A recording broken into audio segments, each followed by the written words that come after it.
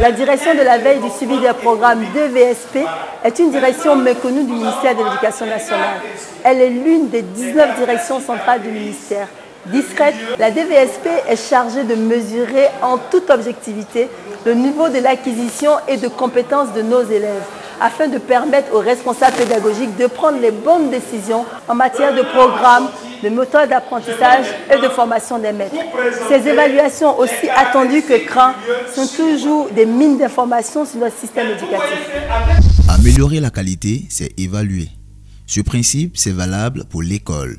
Au ministère de l'Éducation nationale, c'est à la direction de la veille et du suivi des programmes, en abrégé DVSP, qu'incombe la tâche d'évaluer les acquis de nos élèves.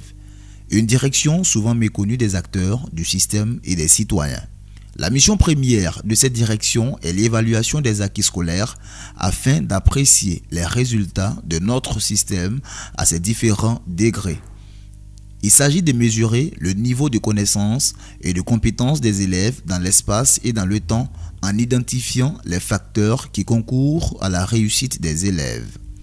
Comment la DVSP parvient-elle à évaluer le niveau d'apprentissage de nos élèves? Rendez-vous dans les labos de la direction. C'est le directeur, M. Kofi Joseph Désiré, qui décrit les tâches et les objectifs. Madame le ministre de l'Éducation nationale et de l'enseignement technique et de la formation professionnelle a créé le service de veille en 2011 qui a été transformé en 2014 en direction centrale, eu égard aux enjeux et aux défis.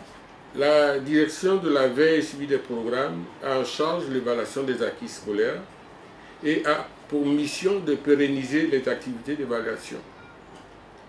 Il faut dire que nous conduisons une évaluation externe par rapport aux évaluations qui se font en classe, basée sur l'enseignement de la langue, c'est-à-dire le français et des mathématiques.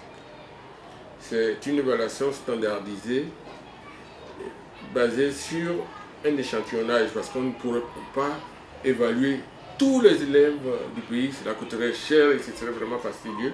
Donc, sur la base d'un échantillon représentatif, nous conduisons ces évaluations.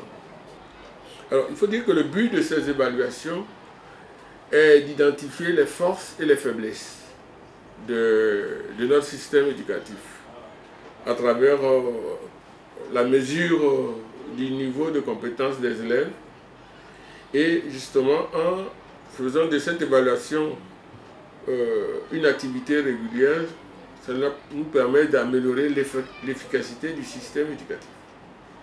Il s'agit aussi de questionner la manière dont les écoles fonctionnent et puis surtout de s'interroger sur ce que les élèves y apprennent. Rencontres et échanges avec les autres directions, mais aussi avec les partenaires techniques sont une part importante du dispositif de travail. Nous sommes à un atelier sur le pilotage de la qualité de l'enseignement de base auquel la DVSP prend part. Quel intérêt pour la direction? Cet atelier sur le pilotage de la qualité est pour la direction de la veille et du suivi des programmes un atelier très important.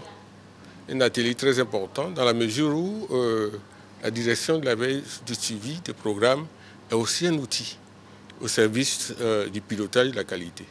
À travers les mesures que nous faisons, à travers les évaluations que nous faisons des acquis et des élèves, nous produisons des données, des informations que nous mettons au service justement du système, de la communauté et qui permet justement de déceler les forces et les faiblesses. Or, cet atelier a réfléchi aussi bien sur les finalités, les objectifs du pilotage de la qualité, sur les moyens et sur les défis à relever pour pouvoir conduire justement ce pilotage-là, qui est essentiel dans l'amélioration des apprentissages.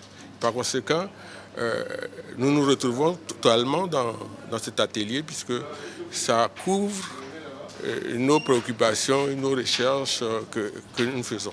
Évaluer l'acquis des élèves en classe nécessite la mise en œuvre d'une méthodologie particulière. Le protocole part du constat et de la collecte des informations proprement dites dans les établissements. Puis, il est traité jusqu'à la publication du résultat. Voici une séquence de clôture d'une étude s'étant déroulée sur plus d'une année et qui portait sur les difficultés de lecture des nouveaux entrants au collège. Alors vous voyez bien que la cible de cette étude, c'est les nouveaux entrants en 6e. Que ce soit dans les collèges de proximité comme dans les collèges dans les autres types de collèges classiques. Ça veut dire que s'ils sont nouveaux entrants en 6e, on ne peut pas, n'est-ce pas, utiliser le curriculum réalisé des classes de 6e. Donc nous sommes partis du curriculum réalisé, c'est-à-dire ce que les élèves ont retenu en fin d'année du CM2 pour, n'est-ce pas, élaborer les outils. Mais avant d'arriver à cette discussion en plénière, il a fallu élaborer une méthode et des outils pour collecter les données. Alors, donc, une fois que les données viennent du terrain, quand les données sont collectées, ça par exemple sur le cahier élève, avec le test de connaissance, et puis un questionnaire qui lui est destiné concernant les caractéristiques individuelles de l'élève, et puis certaines questions sur l'environnement, comment sont passées, bon, avec qui vit à la maison, qu'est-ce qu'il mange à midi, bon, ainsi de suite. Donc, une fois que ces questionnaires sont renseignés au niveau des écoles, alors quand ça vient à notre niveau, bien, alors donc nous faisons le dépouillement. D'abord, on crée un codebook pour affecter un numéro à chaque réponse de l'élève. Donc, c'est ce qu'on appelle l'encodage. Et alors, quand on encode, alors, nous créons un marc de saisie, qu'on appelle l'EPI data, qui est vraiment conforme pour le marc de saisie, qui est vraiment utile pour le marc de saisie. Et donc, ce marc de saisie nous permet donc de recueillir toutes les données qui sont dans le cahier. L'évaluation est une des fonctions essentielles du système éducatif. Elle doit permettre de répondre à deux questions essentielles. Notre système éducatif est-il efficace? Notre système éducatif est-il équitable?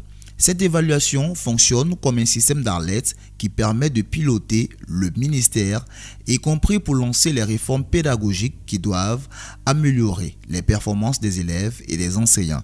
Un baromètre indispensable au service du ministère.